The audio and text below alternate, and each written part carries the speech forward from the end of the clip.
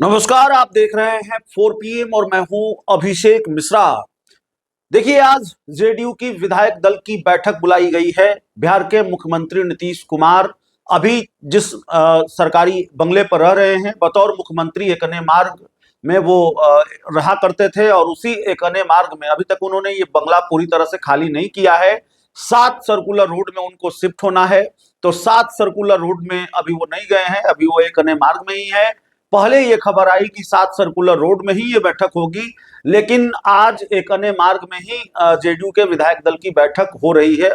इसलिए हम कह रहे हैं क्योंकि जब आप ये वीडियो देख रहे होंगे तब तक बैठक शुरू हो गई होगी। 11 बजे का वक्त था इस बैठक का और संजय झा जो जेडीयू के राष्ट्रीय कार्यकारी अध्यक्ष हैं, वो इस बैठक के लिए मुख्यमंत्री के घर पर, पूर्व मुख्यमंत्री के घर पर पहुंच चुके हैं। माफ कीजिएगा, नीतीश कुमार पूर्व मुख्यमंत्री के घर पर संजय झा पहुंच चुके हैं और इसके साथ ही जेडीयू के विधायक भी लगातार पहुंच रहे हैं। और संभव है कि जब आप ये वीडियो देख रहे हो, जेडीयू के तमाम विधायक इस बैठक में शामिल होने के लिए पहुंच चुके हों। तो सवाल ये है, इससे पहले भी हम चर्चा कर चुके हैं, चूंकि आज बैठक हो रही है तो इसलिए फिर चर्चा कर रहे हैं। सवाल ये है कि इस बैठक से क्या निकलकर सामने आने वाला है। जनता दल यूनाइटेड के जिन विधायकों के दम पर नीतीश कुमार 2025 के विधानसभा चुनाव के बाद मुख्यमंत्री बने, जब मुख्यमंत्री की कुर्सी छोड़ने का फैसला किया तो उनसे राय मशवरा नहीं किया। मुख्यमंत्री पद से इस्तीफा देने से पहले नीतीश कुमार ने विधायक दल की बैठक नहीं बुलाई। तो अब ये बैठक क्यों बुलाई गई है? तो जो जानकारी हमने हासिल की है और जो रवायत है, परंपरा है, उसके मुताबिक जेडीयू की विधायक दल की बैठक में सबसे जो पहला एजेंडा है या पहली बात है जो निकल कर सामने आएगा, जेडीयू के विधायक दल का नेता अभी किसी को नहीं चुना गया है, तो जेडीयू के विधायक दल का नेता चुना जाएगा।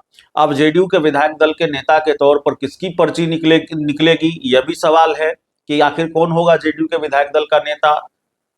वैसे विजय चौधरी इस रेस में सबसे आगे माने जा रहे हैं, वो डिप्टी सीएम नंबर 1 है, तो विजय चौधरी जेडीयू के विधायक दल के नेता होंगे, ये तकरीबन तय माना जा रहा है। लेकिन इस रेस में विजेंद्र यादव और श्रवण कुमार भी हैं।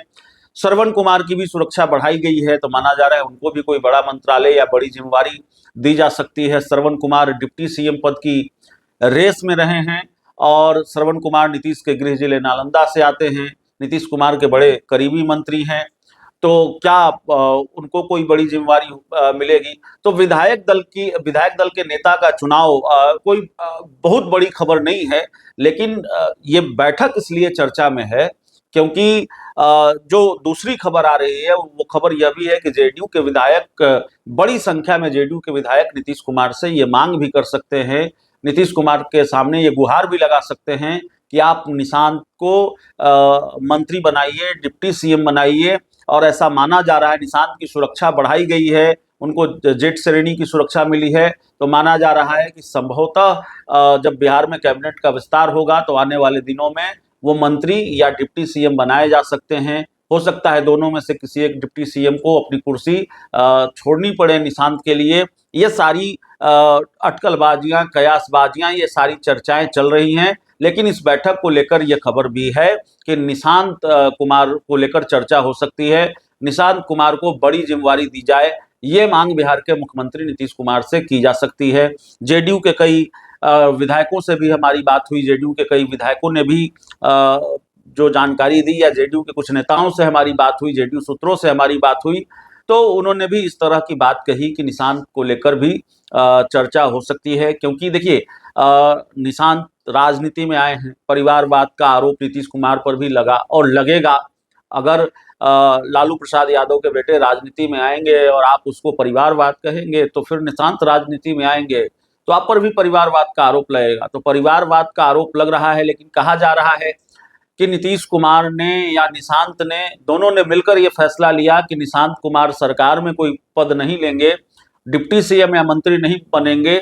तो इस वजह से नहीं लिया कि परिवारवाद का आरोप नहीं लगे नीतीश कुमार पर, यह आरोप नहीं लगे कि उन्होंने अपने बेटे को मंत्री या उप मुख्यमंत्री बना दिया, तो इससे बचने के लिए यह किया गया है। लेकिन दूसरी तरफ पार्टी के नेताओं में, कार्यकर्ताओं में निराशा भी है और एक तरह का गुस्सा भी है। वो इस फैसले को सही नहीं मान रहे हैं।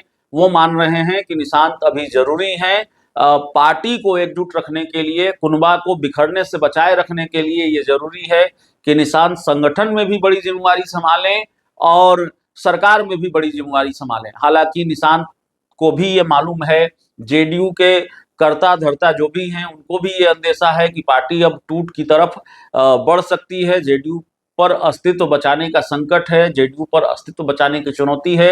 इसलिए निशांत भी पार्टी के नेताओं कार्यकर्ताओं से लगातार मिल रहे हैं, बैठकें कर रहे हैं और ये दिखाने की कोशिश है कि जेडीयू अभी एक्टिव है और जेडीयू को कोई खतरा नहीं है और सब कुछ संभालने की कोशिश हो रही है। जेडीयू के निराश नेताओं और कार्यकर्ताओं में जान फूंकने की कोशिश है, उनकी हौसला अफजाई की कोशिश है, उन तक ये मैसेज पहुंचाने की कोशिश है कि पार्टी में सब कुछ ठीक नहीं है, लेकिन हालात, पार्टी में सब कुछ ठीक है लेकिन हालात क्या है ये बताने की जरूरत नहीं है। तो बैठक जब खत्म होगी तो उस पर निगाह टिकी हुई होगी कि क्या निकलकर सामने आता है इस बैठक से। संजय झा जब मुख्यमंत्री आवास में गए तो उन्होंने मीडिया से कोई बातचीत नहीं की। उन्होंने अपनी गाड़ी जरूर रोकी, मैं भी वहां मौजूद था, लेकिन उन्होंने मीडिया से कोई कैमरे पर कोई बातचीत नहीं की। जहां तक हमने देखा है उनकी गाड़ी थोड़ी देर रुकी मुख्यमंत्री आवास के बाहर कुछ सेकंड के लिए और वो गाड़ी अंदर चली गई। तो इस पूरी रिपोर्ट में इतना ही। बहुत बहुत धन्यवाद।